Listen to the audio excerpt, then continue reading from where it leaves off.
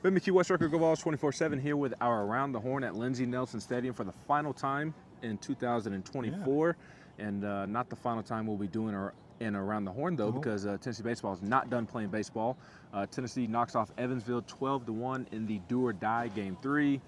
Xander Christ, I mean, what more can you say about that guy? I know the offense did a lot and 7 home runs to set the program record in a postseason game, but, man, Xander Christ, he in a sense put the team on his back today. Yeah, I mean, it's kind of fitting in a lot of different ways that, you know, they talk about, and a lot of people do, and I think rightfully so, how much talent is on this team, how much first-round talent, second-round talent. And look at Tennessee's battery in this game. Those are the guys, you know, that's the battery taking you to Omaha, right? I mean, again, it was Xander Christ at several points this season, right? He has just shoved. It has not, there have been a couple duds along the way because it's a long season and that happens, but I mean, you know, I said going into this game, it was like, I really liked that it was Sechrist for Tennessee because he's just goofy enough where in a game where there's so much potential pressure involved, and Lord knows we all saw Tony Vitello's pressure, we were there. I mean, it's there. But, you know, Sechrist is the perfect guy to throw out there in that situation, man. He's just goofy enough. His heart rate is the same no matter what. You know, you watching or leaving this field yesterday, you know, you walk into his car, I said on our podcast last night, you would not know whether he was pitching the biggest game of his life tomorrow or he was going to like a Call of Duty, like meet up with friends or something. Like you never knew what he was doing. Like that's who he is. Yeah, and he said post game, and I think he was joking when he said this, but he said that it felt like a packed out Tuesday night midweek game because he had pitched so many Tuesdays. The only difference was that there's NCAA tournament signage all over the place. But yeah. I mean, Xander's pitching performance was huge for a lot of obvious reasons. But early in the game, it kind of felt like Game 2 all over again in the sense of, yeah, okay, Evansville scored first this time, but the offense really got going for Tennessee early on as well. Christian Moore evened it up with a solo home run in the bottom of the first. I think that baseball is still traveling into the Tennessee River. But there were some scenarios early on in the game when it was still somewhat close, and you know that Evansville offense is capable of swinging itself back into the game, and you had a couple of errors that put Xander in some compromising situations. I mean, he pitched into the seventh inning for the first time in his career. Should have been the 8th or the 9th if he didn't have to throw extra pitches early in the game because of things happening defensively, and he was able to overcome those moments and get Tennessee out of a jam, whereas if you don't, then who knows if the final score ends up being 12-1. Yeah, I mean, you see the score now and you assume, oh, kind of a blowout game, right?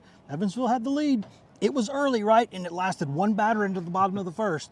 But we were here in that stadium, Ben, we're adults here. We can be honest. Like Tennessee, that ball gets kicked by Curley. I mean, it's not like the worst error you'll ever see, but he's coming up to get it, kicks away. It's an error, right? Yep. You got to make that play. And Evansville, like they did all day yesterday, they pounce on that. They did in the first game too. You give them a chance, they're going to pounce on it a lot of times. They went and pounced on it and got a run. And then, you know, a little tight. And it may have just been baseball, and Curley just, you know, it was a play he didn't make. But, you know, there was one later in the game too where Christian Moore, you know, didn't make a play. And then, but, you know, both those guys also sent balls way out of this yard tonight too. And if you're going to make a mistake, make up for it. And they did that. And Sechrist, that getting him out of the bases loaded there was a huge moment. That was a big pitch. He just, big spots, man. He's been big. We laugh about this now, but like, if he wasn't on maybe short rest, like you throw him in the first game in Omaha. I mean, at this rate, you know, he's on short rest, so you don't. But like, dude, he's shoving. He is.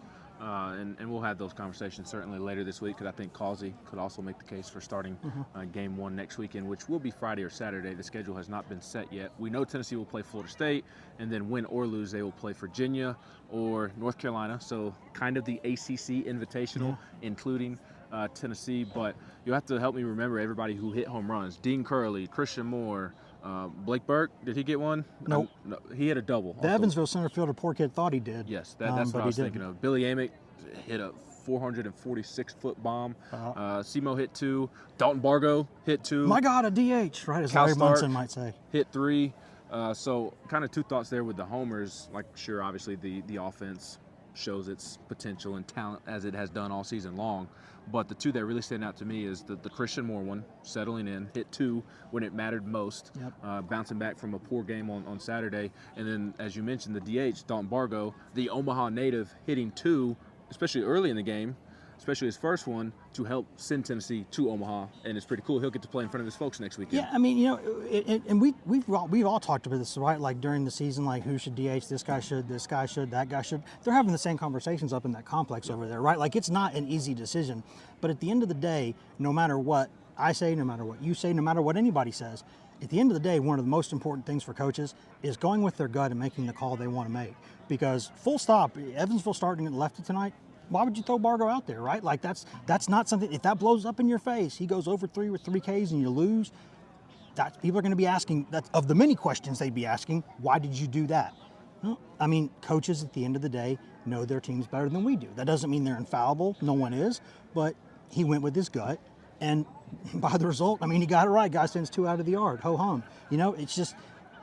People should be themselves. You should play the guys you want to play. You should put your pieces where you want to on the board. He did, and it worked. Yeah, and I think the last key to victory for Tennessee tonight was the crowd. It was, even before first pitch, it was buzzing more than the past 2 days. The environment was, not that the environment was bad the first 2 games, but it was absolutely better tonight. And the players, and Tony talked about it post-game, about it arguably being the best and loudest environment that has been here at Lindsey Nelson under Tony Vitello. Yeah. They absolutely played a role in this game, and it was loud from the jump. It was a terrific college baseball environment. Yeah, it felt like a Game 7, like late inning. Like, you know how there's a couple times in the year in Major League Baseball where like only a few times of the year, usually like a Game 6, Game 7, maybe Game 1 to start a series in the playoffs, where an early inning feels like the 7th or 8th or 9th inning, and from the jump. That's what it felt like here tonight. I mean, you wonder too, the rain delay, it's an hour-long wait. Could have been worse, but it's still an hour. Tomorrow's a work day for a lot of people, right? Even some hungover people, I imagine it's a work day. And so, like, you wonder, how's that going to affect things, right? You were kind of not feeling great after yesterday anyway, and then come back today, rain delay. But, man, the crowd was there, right? Like, a lot of Tennessee players, a lot of former players took to social media today trying to tell everybody, like, listen, like, they're not trying to talk down to people, but saying, listen, like, you need to know how important you're going to be in this game tonight for this team, for this program. This is your moment. And we talked about it kind of last night too. They needed to bring it and tick that box, man. They were there all night. Yeah, and the fans answered. Lastly, and quickly on the way out the door, do need to mention, like, aside from the performance on the field, kudos to this program for, again, a phrase that I've used quite a bit this season is just smiling in the face of adversity. There is a lot of pressure on them today. We talked about it in our Around the Horn yesterday and in our podcast that we recorded late last night. There's a lot of pressure on them. And because of the performance of Xander Christ, with Christian Moore setting the tone, I think, Tony said that they showed up to the park and it was like it was a normal day. They were loose, went about their business like they typically do.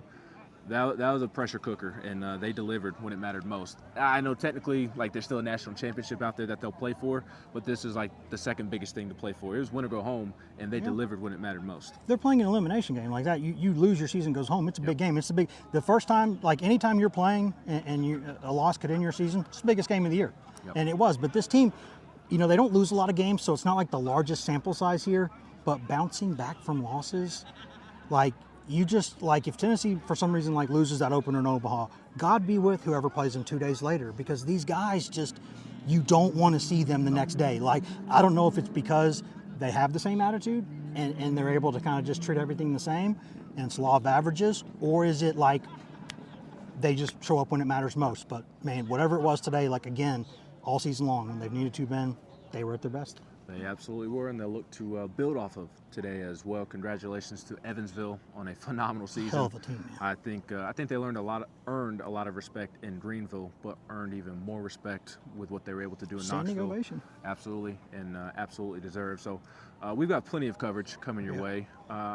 Probably going to do a podcast at some point on Monday because it is already 11:30, and we both have a lot to write. And my wife goes back to work tomorrow, and I'll be stuck with a 3-month-old. So it sounds like we're going to be doing a podcast on Monday at some point. But be on the lookout for that and plenty of other coverage up at the site at GoVols247.com. He's Wes Rucker. I'm Ben McKee.